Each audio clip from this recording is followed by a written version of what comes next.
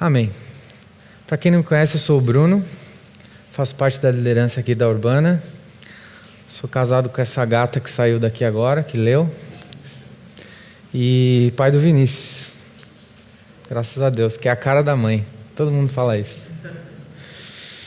Toda vez que eu vou pregar aqui, quando eu termino a pregação, eu penso assim: obrigado, mano, você... Põe essa água aqui. Obrigadão. Esse cara é top. Eu penso assim, quando eu termino de pregar, eu falo, tá vendo? Tranquilo, não precisa ficar nervoso. Aí quando eu chego aqui, agora, falo, mano, não consigo não ficar nervoso. Mas tudo bem. Que Deus dê graça, né? Vamos lá. Uma aguinha. Vamos orar? Senhor, obrigado por esse dia. Obrigado, Senhor, pela honra e pela graça que o Senhor nos dá de estarmos aqui na Tua presença, ouvir da Tua palavra. Que eu consiga passar aquilo que o Senhor teve intenção de passar, pelo menos um pouco nesse texto. Que o Senhor conduza esse momento. Que eu consiga passar isso da maneira mais prática e entendível possível, Pai. Que a Tua palavra caia nos corações de cada um aqui. Que o Senhor fale com aqueles que o Senhor deseja falar e que eu não atrapalhe, Pai. Obrigado por tudo e esteja conosco em nome de Jesus. Amém. A gente está numa série de Daniel chamada Insurreição. Justiça insurgente é o tema de hoje. Nessa série, a gente está falando sobre os primeiros 6 capítulos de Daniel. O Isaac falou no primeiro capítulo, o Davi no segundo, o Isaac no terceiro e agora eu. Eu fui pesquisar o que é insurreição, porque tem uns caras eruditos aqui na igreja que eles inventam uns nomes para as pregações que eu falo, cara, me coloca numa situação meio numa saia justa, porque eu não sabia o que era insurreição, nem uso isso no meu vocabulário do dia a dia, né? Pô, hoje eu vou ser insurgente com o meu chefe. Não faço isso. O Davi talvez faça, eu não faço. Ou o Davi fala pro funcionário dele, você foi meio insurgente hoje, hein, cara? Tenho certeza. Insurreição é oposição forte e veemente a algo. Isso é insurreição. Insurgente é a pessoa que se revolta contra algo, ou seja, um rebelde. A insurreição que a gente está falando especificamente aqui é de ordem espiritual, que é a coragem dada por Deus aos seus filhos para viverem de maneira que agrada a Ele, em um mundo que não pensa em Deus. Ou seja, é difícil ser insurgente nesse sentido. O que eu acabei de ler aqui basicamente é ser insurgente a favor de Deus e contra o mundo é viver de acordo com a vontade de Deus num mundo que está bem complicado. Se você vive no mesmo mundo que eu, está embaçado ser insurgente. Bom, agora que eu já sei o que é insurreição e sei o que é insurgente, eu queria contextualizar um pouco do que a gente falou nas semanas passadas. No primeiro, o Isaac falou sobre reino insurgente. O reino insurgente, o que a gente viu nesse dia? E vimos que o reino de Deus não foi, não é e nunca será estabelecido por mãos humanas. Mas foi estabelecido na cruz, pela morte e ressurreição de Cristo, está sendo aperfeiçoado progressivamente em mim, em você, até a sua conclusão, onde receberemos um corpo glorificado na segunda vinda de Cristo. Então Isaac abordou o tema do reino. O Davi, eu escutei a pregação dele, que eu não estava aqui, e aí eu terminei a pregação e falei, caramba, como é que eu vou pregar agora, né? Que o cara, eu gosto da pregação dele. E aí ele falou sobre o exemplo de liderança de Cristo, a coragem de Cristo, né? O tema era coragem insurgente, que se esvaziou da sua glória, Cristo, e deu a vida por nós, sempre estando ao nosso lado para todas as coisas. Em contraste, o Davi fez um contraste com o exemplo de liderança de Nabucodonosor, que era de covardia e imposição. Ele impunha a vontade dele de maneira covarde, a sua autoridade. E mesmo Nabucodonosor construindo uma estátua imponente de 9 metros de altura, ouro, prata, ferro, ela tinha os pés de barro e o seu governo falhou. Muito diferente do de Cristo. E o Isaac, no final de semana passado, falou sobre a humildade insurgente. Ele deu o exemplo da humildade de Cristo, que mesmo tendo o mundo aos seus pés, sendo ele Deus, se humilhou e assumiu a forma de servo. A nossa condição financeira, status, diplomas, bens, não devem nos tornar soberbos. Devemos seguir o exemplo de Cristo. Devemos, mesmo tendo muito ou pouco, ser humildes, como Ele. E chegamos hoje. Hoje a gente vai falar um pouco sobre... Eu quero começar introduzindo um pouco sobre a figura de Daniel, sobre a justiça insurgente, o tema de hoje. Daniel pertencia a uma família de posição elevada, provavelmente, em Judá. Ele foi, com cerca de 6 anos, levado cativo, prisioneiro para a Babilônia, durante a primeira invasão de Nabucodonosor a Judá. Daniel viveu aproximadamente 90 e poucos anos, viu a queda da Babilônia, o estabelecimento do Império Medo-Persa, ocupou posições elevadas sobre o reinado de Nabucodonosor, Belsazar, Dário e Ciro. Ele passou por todos esses governos aí. Embora fosse um exilado, Daniel, ele conseguiu chegar num cargo bem elevado no reino, que é primeiro-ministro da Babilônia. E permaneceu fiel a Deus, mesmo estando nesse cargo bem elevado.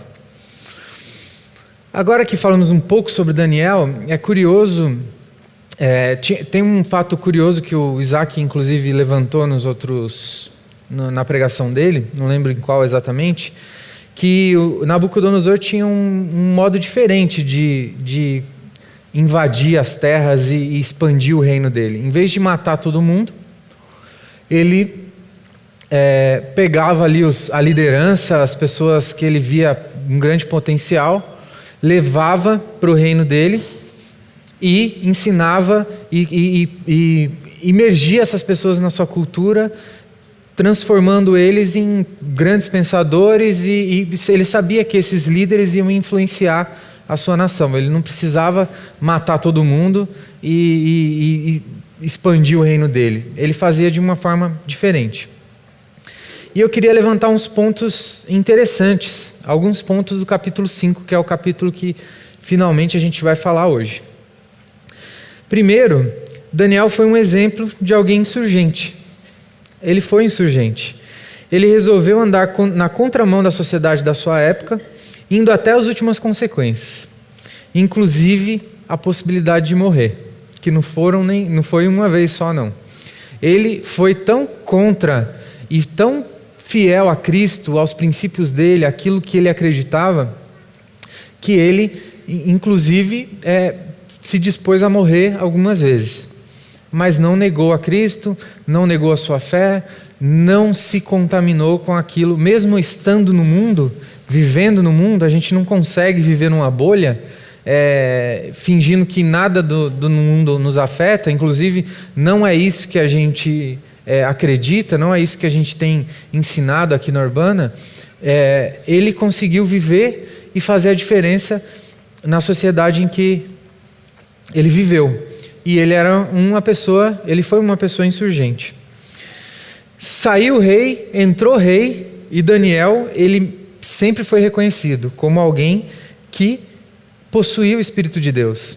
Alguém diferente. Nós lemos no texto, quando a rainha mãe vai lá falar com o rei e fala sobre Daniel, nós vemos que ele era um cara reconhecido. Um cara que, mesmo sendo um exilado, era reconhecido como alguém que fazia diferença. Esse cara, ele serve ao Deus dos deuses, ele serve ao Deus Altíssimo, ele é diferente.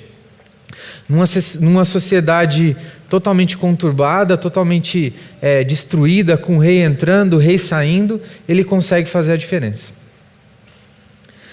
Daniel, inclusive, ele é citado como exemplo de justiça, junto com Noé e Jó, no livro de Ezequiel.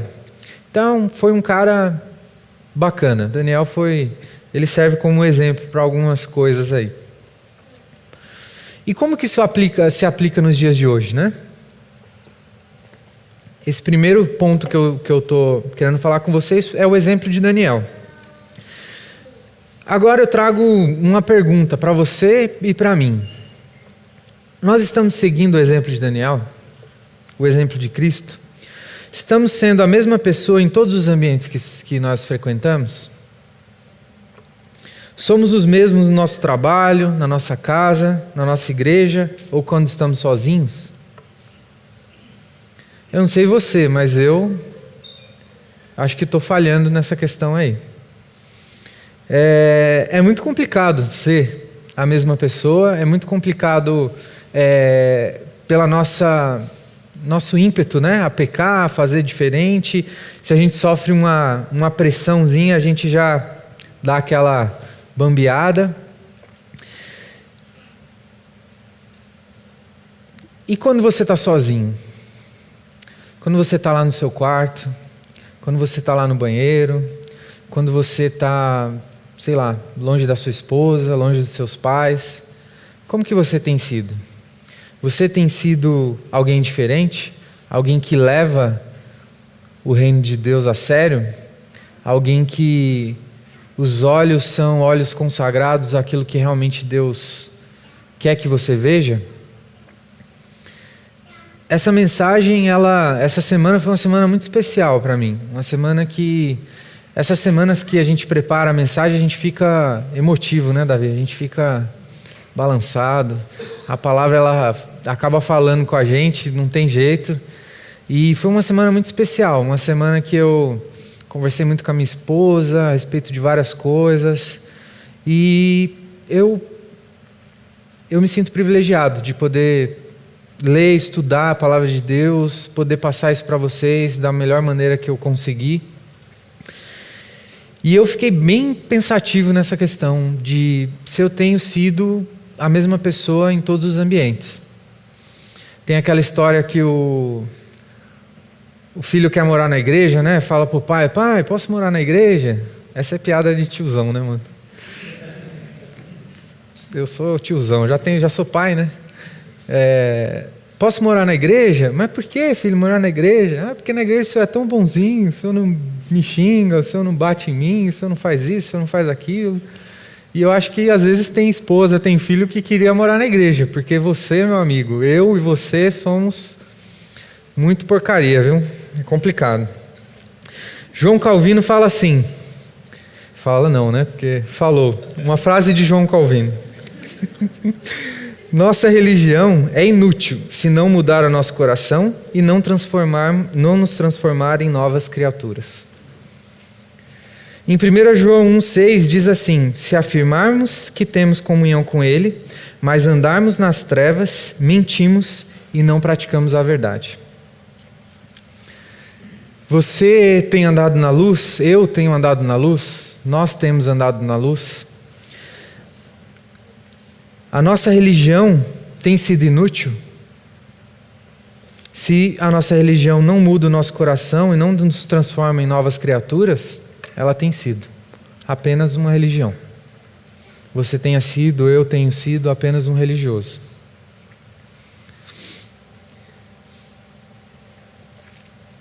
Devemos andar na luz, independente do ambiente que estamos, sozinhos, acompanhados, não importa.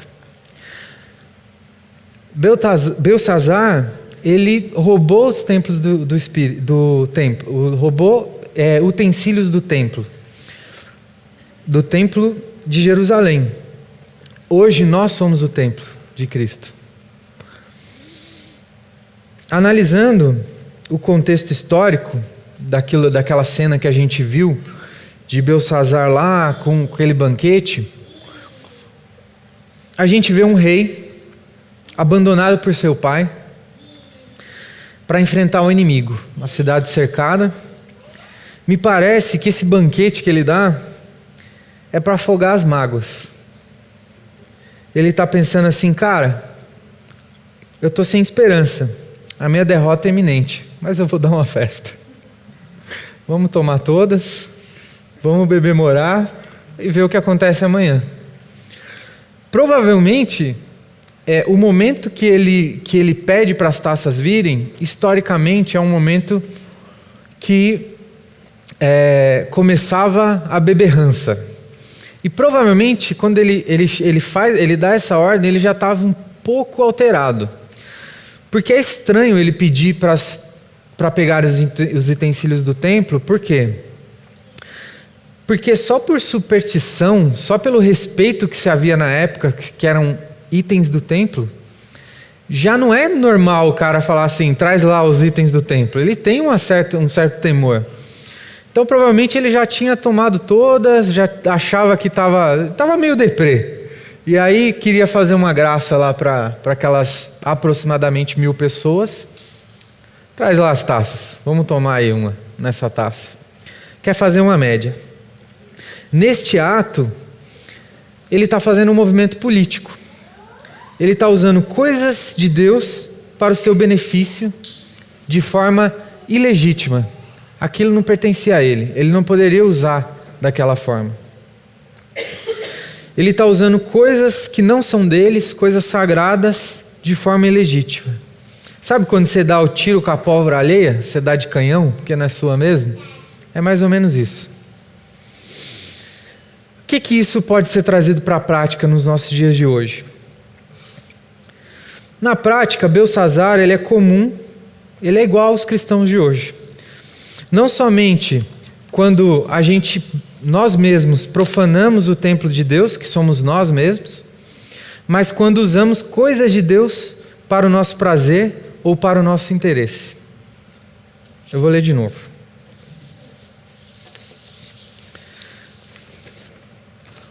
Na prática, Belsassar é comum aos cristãos de hoje. Não somente quando profanamos o templo de Deus, que somos nós mesmos, mas quando usamos as coisas de Deus para o nosso prazer ou o nosso próprio interesse. Todas as vezes que usamos as coisas de Deus para o nosso próprio benefício, pecamos. E isto não vem de Deus, mesmo se nós atribuímos a Ele. Eu queria dar um exemplo, que é fofo, é engraçado. Eu tenho um amigo, o nome dele é Alisson. Ele é filho de pastor, assim que nem eu, criado na igreja. E sempre na igreja, né? Eu sempre vi meu pai falando de igreja, aconselhando gente brigando dentro da minha casa, né? Aquelas coisas que filho de pastor vai entender o que eu estou falando. E aí, eu sempre pensei igual o Alisson, que é filho de pastor, pô, meu pai é um cara temente a Deus. É um cara que se Deus falar, thumbs up, né? Tá tudo certo. E aí, ele pediu para o pai dele, pai, eu posso ir em tal lugar? Eu não lembro se era a casa de um amigo ou um evento da escola, ele queria ir num lugar. E o pai dele falou, não pode. Ah, pai, como assim e tal? Não pode, tá bom. E aí ele foi pensar, meu pai é um pastor, temente a Deus, se Deus falar com ele que eu posso ir, eu vou, concorda? Deus falou, se escondeu atrás de um sofá, uma cortina, o pai dele estava na sala, e impostou a voz e disse, Pastor Jonas, o nome do pai dele é Jonas, aqui é Deus. Deixa o Alisson ir em tal lugar, que não sei o que lá. O Alisson fez exatamente isso que eu estou falando. Usou uma coisa, usou Deus para o seu próprio benefício, mas quem disse que isso era atribuído a Deus? Isso eu não posso atribuir. É Deus que está falando com o pastor Jonas? Não é. E ele ainda meteu um pastor Jonas. Ele não meteu nem um Jonas. Pastor Jonas, porque Deus sabe que o pai dele é pastor. E eu acho que daria um peso maior. Então, foi exatamente o que... Para não dar outros exemplos, tá? Eu adorei ter esse exemplo, porque é um exemplo legal, engraçado, que fala, porque eu teria exemplos muito piores aqui. Outro que me veio à mente é... Já viu aquela profetada? Deus falou comigo que você vai casar comigo? Usando Deus em benefício de uma coisa que não tem nada a ver. E aí, A resposta mais correta para isso, irmãos, é: então deixa Deus falar comigo também, que se Ele falou com você, Ele vai falar comigo. Amém? Não caia nessa, enrascado. Então, o Alisson, falando como Deus para o pai dele, fez a mesma coisa. Usou uma coisa que não era dele. Usou Deus, e aí tem pastores que usam para recursos financeiros, usam pessoas que usam em favor próprio, uma coisa que é ilegítima. Eu não posso usar Deus para o meu próprio benefício, simplesmente porque eu quero ir na casa do meu coleguinha e meu pai não deixou.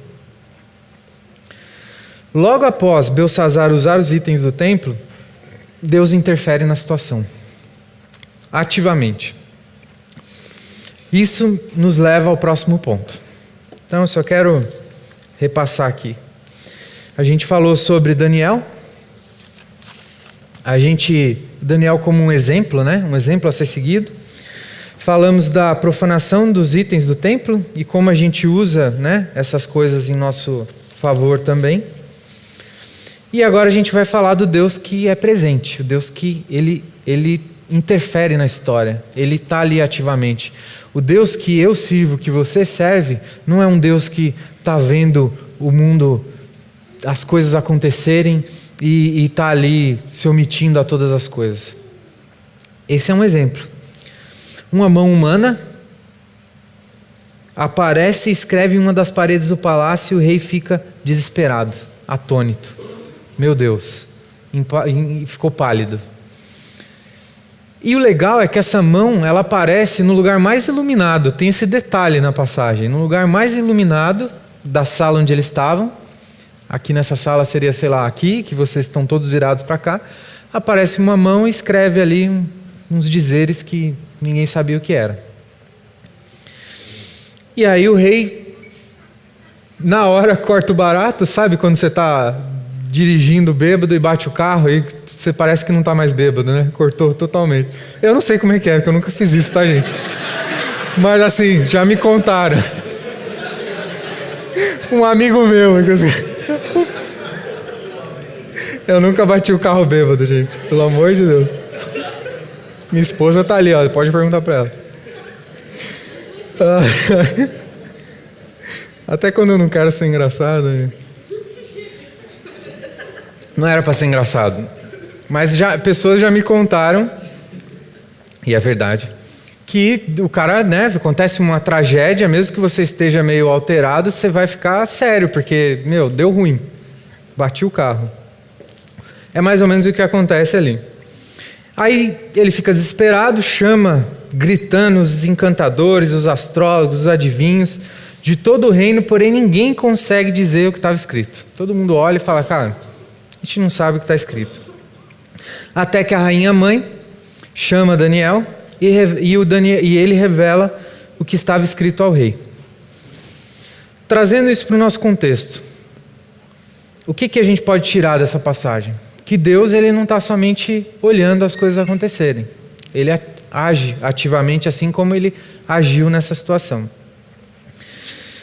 Ele interfere na nossa vida. Ele participa ativamente da história, interferindo no que Belsazzar estava fazendo. Da mesma forma que ele escreveu na parede de Belsazzar, Deus, ele escreve sua vontade nas nossas vidas.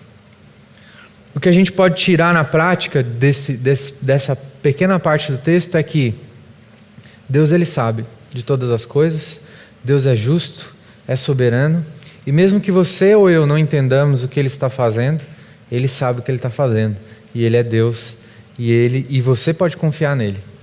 Assim como o Jeff falou aqui na oração, é muito difícil a gente confiar, não ser ansioso, e eu tenho essa dificuldade. Mas Deus sabe de todas as coisas. E eu acho que você, assim como eu, já teve alguma situação na vida que você passa um tempo e você olha para trás e fala assim, ainda bem que Deus não deu isso que eu pedi, porque olha só o que aconteceu agora. Muito melhor. Muito mais legal. Perfeito. De acordo com a vontade dele. E isso vai ser melhor ainda quando Jesus vier, quando a gente estiver na glória com Ele, quando a gente estiver no seu reinado. Então, Lucas 12, do 5 ao 7, diz assim: Mas eu mostrarei a quem vocês devem temer. Temam aquele que, depois de matar o corpo, tem poder para lançar no inferno. Sim, eu digo a vocês, a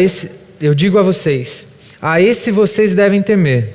Não se vendam por 5 pardais ou por 2 moedinhas.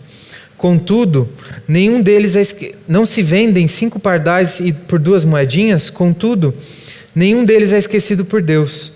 Até os cabelos da cabeça de vocês estão todos contados. Não tenham medo, vocês valem mais do que muitos pardais. Na hora que eu li esse texto eu pensei, na cabeça de alguns é mais fácil, né? Contar os cabelos, mas outras nem tanto. Deus estava no controle da vida de Belsazar e ele escreveu a sua sentença lá na parede para todo mundo ver. Deus age ativamente nas nossas vidas e ele interfere. Quando ele interfere, a sua justiça é perfeita, boa e agradável. Belsazar, ele tinha um exemplo, assim como a rainha mãe disse. Ele tinha um exemplo a seguir, ele podia ter feito diferente, mas ele não quis. Ele quis fazer totalmente diferente. Mandou chamar lá as taças, beber, morar e fazer a sua orgia. Isso me leva ao próximo ponto e último: a justiça de Deus. Deus estava no controle da vida de Belsazar e escreveu a sua sentença. Mene, mene, tekel parsim. E aí chega Daniel, um cara obediente a Deus, que Deus revelava as coisas, e traduz para o rei. Mene, Deus contou os dias do teu reinado e determinou o seu fim. Tekel, fostes pesado na balança e achado em falta. Parsim, teu reino foi dividido e entregue aos medo-persas. Deus traz a justiça sobre Belsazar e o seu reinado. Deus julga, Ele é soberano e decide como as coisas devem ser. O Deus que nós servimos, Ele sabe de todas as coisas. Ele julga, e Ele entende, e Ele é justo. E a tua graça, e ao contrário dos dias que a gente acabou de ver, hoje a sua graça é presente nas nossas vidas, Ele habita nas nossas vidas. Você e eu temos o Espírito Santo de Deus para superar essas coisas, para ser obediente a Ele, para andar segundo os teus propósitos, para confessar pecados. A confissão de pecados liberta, pedir perdão, se arrepender genuinamente e esperar a justiça de Deus, que é boa, perfeita e agradável para a sua vida, para a minha vida. Ele está no controle das nossas vidas e é justo em todas as coisas. E nisso nós devemos confiar. Amém? Vamos orar? Baixa a sua cabeça. Senhor, obrigado, Pai, por esse dia. Obrigado pela Tua palavra. Obrigado porque a Tua justiça é perfeita, boa e agradável. Porque o Senhor está no controle das nossas vidas. Porque podemos confiar em Ti para todas as coisas, Pai.